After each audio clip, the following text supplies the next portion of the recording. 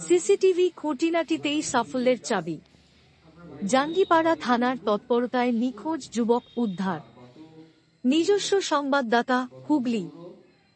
রশিদপুর গ্রাম পঞ্চায়েতের রঞ্জুপুর এলাকার বাসিন্দা, মানসিক ভারসাম্যহীন শুভদীপ দাস নিখোঁজ হয়ে যাওয়ায় পরিবারে নেমেছিল চরম উদ্বেগ।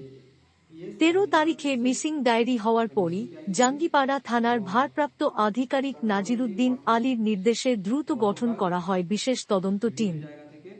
সিসিটিভি ফুটেজ খতিয়ে দেখা, টেকনিক্যাল ইনপুট ও মাঠ পর্যায়ে তল্লাশি, সব দিকেই সক্রিয় থাকে টিমটি।